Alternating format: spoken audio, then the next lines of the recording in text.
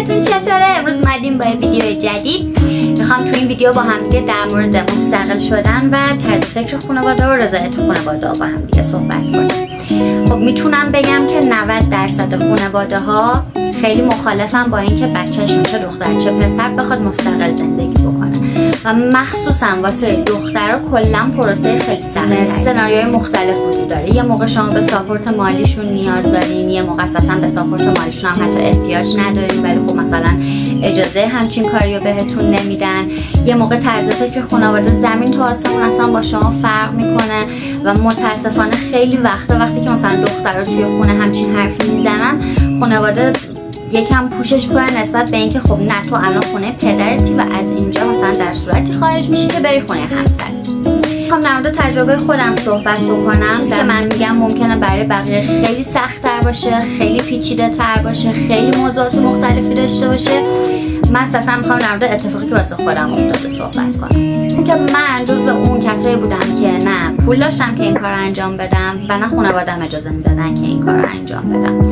یه اتفاق خیلی عجیب غریبی افتاد که من در نهایتش تونستم مستقل زندگی بکنم. بارها شده بود به این فکر میکردم که خب من که سر کار میرم، مثلا حقوق دارم، میتونم وسایلم رو جمع کنم برم با یکی از دوستام که مثلا داره مستقل زندگی میکنه هم خونه بشم، هم خرج خونم نصف میشه، هم خیلی مثلا وسیله نیاز ندارم با خودم ببرم، از پسش هم برمیام.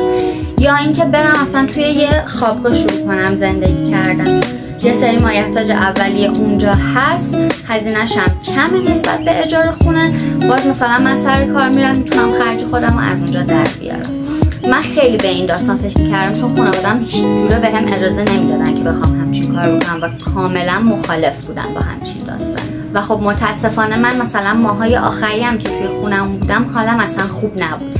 اصلا دلم نمیخواست برم خونه. جدا از اینکه هر وقت از سر کار که میومدم میرفتم تو اتاقم، از تو اتاقم موقع مثلا شام خوردن میومدم بیرون، بعد دوباره برمیگشتم تو اتاقم. یعنی خونه من تو اتاقم بود، اصلا از تو اتاقم بیرون نیومدم. میدونم که احتمالا خیلی از شما هم همینطورین، وقتی مثلا دارین با خانواده زندگی میکنین آدم 24 اصلا تو اتاق خودشه، نمیاد از اتاقش بیرون. ولی خب موضوعی که برای من خیلی اهمیت داشت این بود که من نمیخواستم بدون رضایت خانواده این کار انجام بدم. میخواستم متقاعدشون بکنم که تو این راه منو ساپورت کنن یا بهم اجازه بدن که مثلا همچین کاریو بخوام انجام بدم. دلیلش هم این بود که یکم میترسیدم، خب چون مثلا میخواستم تازه برای اولین بار این کار رو انجام بدم. بعد اون موقع مثلا 24 سالم بود، 25 سالم بود، مثلا 2 سال 3 سال بود شروع کرده بودم کار کردم. بعد تو دوران کرونا و اینا هم بود و خب یکم ترس داشتم کلا بابت اینکه بخوام این کار رو انجام بدم و دوست داشتم که اون پس زمینه ذهنی که اگر یه موقع اتفاقی افتاد یه نفر هست که حمایتم بکنه، یه نفر هست که بتونم بهش زنگ بزنم رو داشته باشم.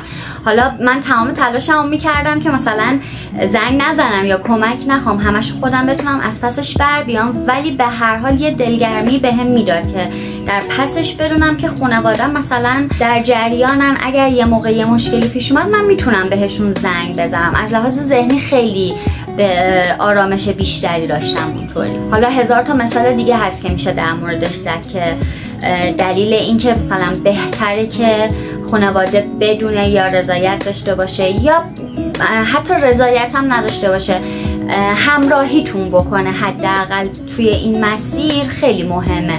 ولی تا جایی که میتونین سعی کنین با رضایت خانواده این کار بکنین. یه خواهش خیلی بزرگ که میخوام بکنم اینه که بچه‌ها اگر قصد دارین مستقل بشین، رو حساب دوست دخترتون، دوست پسرتون یا پارتنرتون یا کسی که نمیدونم 10 ساله، 7 ساله، 8 ساله باهاش توی رابطه هستین این کار رو انجام ندید. به خاطر اینکه اصلا پوینت این که میخوایم مستقل بشین نکتهش اینجایه که ما میخوایم روی پای خودمون وایسیم. خب پس اینکه بخوایم به یه نفر دیگه تکیه بکنیم که مثلا شاید اجاره خونه‌ای که من میخوام بدم 8 میلیون تومنه ولی من فقط از پس 5 میلیونش برمیام.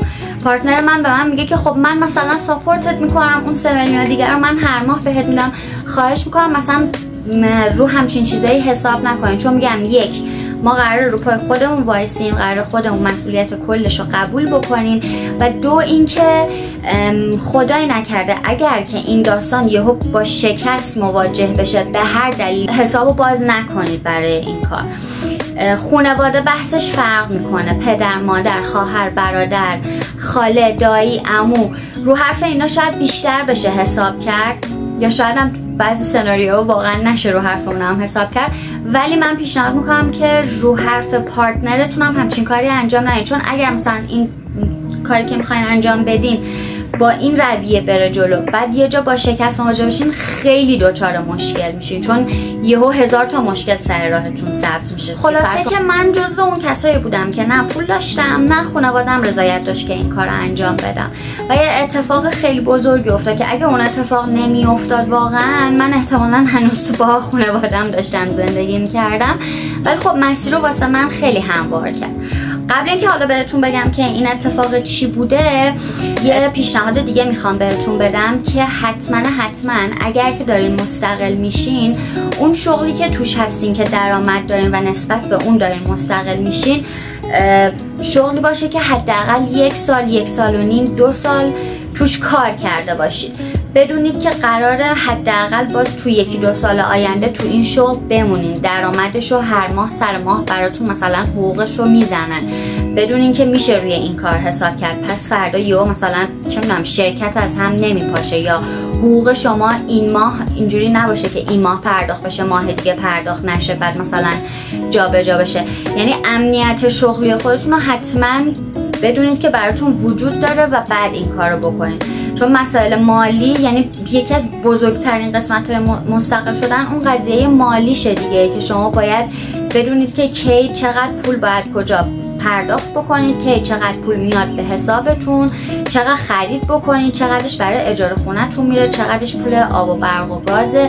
اینا رو همه رو باید از قبلش بهش فکر کنید. واسه همین بهتره که شغلی که حالا توش هستین از قبل مثلا بشناسین چجوریه، بدونین که امنیت داره اون شغلتون. و حتما تا وقتی که تو خانواده‌تون دارین زندگی میکنین سعی کنید تا جایی که میشه مهارت یاد بگیرید، مهارت هایی که نیاز نباشه که برید یه جایی کار کنید، مهارت هایی که با دست خودتون با هنر خودتون بتونین از پسش بر بیان، مهارت های مثلا تو حوزه آرایشی، توی مثلا کافه کار کردن، یعنی یه چیزی که بتونین ازش درآمدزایی کنین، مثل مثلا بتونین چه میدونم مثلا کار ناخن انجام بدین.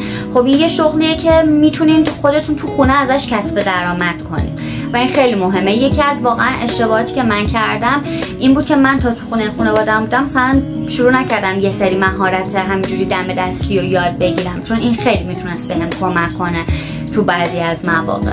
حالا داستانو میخوام براتون تعریف کنم که چی شد. من اون دورانی که کرونا بود، وقتی که واکسن اومد، حدودا فکر کنم یه 6-7 ماه قبلش وارد یه شرکتی شدم، شروع کردم اونجا کار کردن و منم کلا خیلی آدمیم که محل کارم ممکنه تغییر بدم، اینجوری بودم خیلی. خلاصه من وارد این شرکت شدم و یه روز خیلی رندوم مدیر شرکت هم بهم گفتش که آره راست شما خونتون کجا بود؟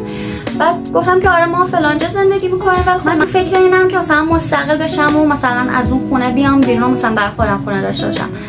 و در 1 ثانیه با گفتن این جمله در جواب به من گفت که من شاید بتونم تو این مسیر بهت کمک بکنم و همه چیز دست به دست هم داد که من بتونم مستقل بشم. سعی کنید که تا وقتی باز تو خونه خانواده هستین، 22 سالتونه 23 سالتونه، خودتون رو تو موقعیت‌های مختلف قرار بدین، تو محل کارهای مختلف برین، انواع کارا رو مثلا بشناسین، کارهای آزاد، کار توی شرکت، کارهای نمیدونم پویا، کارهایی که یه جا باید فقط بشینید، مثلا تلفن حرف بزنی یا تلفن جواب بدی. من خودم جزو کسایی هم که مثلا نمیدونم دقیقاً میخوام چیکار کنم، واسه همین خیلی شاخه به شاخه پریدم این ور اون ور. داستانی که بر من وجود داشت این بود که من خودم رو تو خیلی از موقعیت‌ها قرار دادم، تو خیلی از محل کار رفتم و تو هر کدومشون هم حقیقتا یه سری اتفاقات جالب و عجیب برام افتاده که کمکم کرده که مثلا پیشرفت کنم، چیز جدید یاد بگیرم یا رشد بکنم. میخوام بگم که خوب نیست همیشه هم آدم توی نقطه امنش بخواد بمونه. سعی کنید که بلند پرواز باشین، ریسک بکنید توی زندگیتون، توی کارتون، ولی خب نمیگم که بیگدار به آب بزنین بدون فکری و مثلا بخواین یه سری کار انجام بدین. نه، فکر کرده عمل بکنید، برنامه ریزی بکنید و عمل کنید، ولی همیشه توی نقطه امن موندن هم خیلی خوب نیست. حالا وقتی که این آدم دیگه به من این پیشنهاد رو داد و من از لحاظ مالی جوری بود که خودم میتونستم از پسش بر بیام، حقیقتا خانوادم هم راهی جز همراهی کردنم دیگه براشون وجود نداشت تقریبا میتونم بگم. و چون دیدن که خب الان مثلا اون چیزی که میخواسته کامل براش فراهم شده، خودش هم از پس این که بخواد همچین کاری انجام بده برمیاد.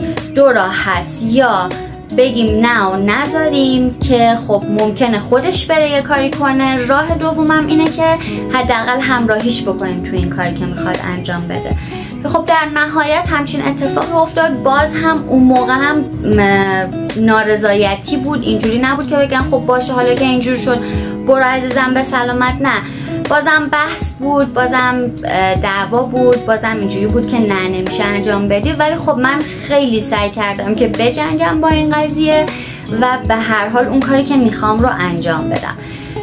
میدونم خیلی سناریوهای پیچیده تری وجود داره. من واقعا شانس آوردم که همچین اتفاقی برام افتاد، ولی حالا در پسش که میخوام بهتون بگم، یعنی نتیجه‌ای که میخوام بهتون بدم از این داستان اینه که من وقتی که مستقل شدم، خب مثلا یکی از اعضای خانواده‌ام همچنان اوکی نبود که من همچین کاری انجام بدم و حدوداً تا 5-6 ماه مثلا با من هیچ ارتباطی نداشت، یعنی قهر کرده بود کامل با من. از اعضای نزدیک خانواده‌ام هم بود. اینجوری بود که میدونیم، میخوام بگم که بعضی شبا، بعضی وقتا شما تنها میایین توی خونه‌تون، خونه‌ای که تاریکه، خونه‌ای که ساکته، خونه‌ای که هیچ کس توش نیست و باید برین توی تختی که هیچ کس توش نیست خودتون برین بخوابین. وقتی در سکوت میرین توی اون تخت میخوابین، خیلی افکار میاد توی ذهن آدم به خیلی چیزا فکر میکنه. من فکر نمی‌کردم برام همچین اتفاقی بیفته، ولی حقیقتاً سنگینی نبودن اون شخص رو توی زندگیم حس می‌کردم و واقعاً باعث ناراحتی می‌شد، خیلی باعث دلتنگی می‌شد و در نهایت اون سنگینی پس ذهنم برام وجود داشت. برای همین میگم که تا جایی که میتونید سعی کنید که با رضایت خانواده این کار انجام بدید. این پروسه واقعا پروسه نیست که توی یه روز، 2 روز، 1 ماه، 2 ماه حل بشه. من حقیقتا 1-2 سال کلا درگیر این ماجرا بودم با خانوادم که بتونم قانعشون کنم که در نهایت هم خب از اون روشی که میخواستم قانع نشدن. اتفاق دیگه افتاد که اینجوری شد، ولی میشه. آدم یکم باید صبر داشته باشه. برای همین ازتون میخوام که تا جایی که میتونید سعی کنید با رضایت خانواده این کار رو بکنید. واقعا نمیدونین که چقدر حس خوبی به آدم میده که حداقل بدونه که اگر داره این راه رو میره، اگر داره این زندگی رو تجربه میکنه، بدونه که اگر شکست خورد، اگر خسته شد، اگر هر مشکلی به وجود اومد، میتونه برگرده بره پیش خانواده‌اش زندگی بکنه. چون یه روزایی هست که واقعا خیلی سخته، واقعا خیلی فشار آدم باید تحمل بکنه و اینکه توی ذهنت این وجود داشته باشه که من دیگه هیچ راه برگشتی ندارم و این همینیه که هست و من باید مثلا همینو ادامه بدم، خیلی ممکنه آدمو خورد و خسته بکنه. و در پس ذهنت اگه اینو داشته باشی که اوکی اگر خسته شدی، مثلا من حالا خونه‌مو تحویل میدم، یه مدت میرم دوباره مثلا پیش خانواده‌ام زندگی میکنم تا اوضاعم بهتر بشه، شرایطم بهتر بشه و دوباره تلاش میکنم، دوباره سعی میکنم که اون چیزی که میخوام رو بسازم. از لحاظ ذهنی خیلی به آدم آرامش. این خلاصه تجربه من بود، پیشنهادی بود که من براتون دارم. امیدوارم که واسهتون مفید بوده باشه. اگر دوست دارین در مورد موضوع خاصی صحبت کنیم با هم دیگه، حتما واسم کامنت بذارین و تا یه ویدیو دیگه خداحافظ.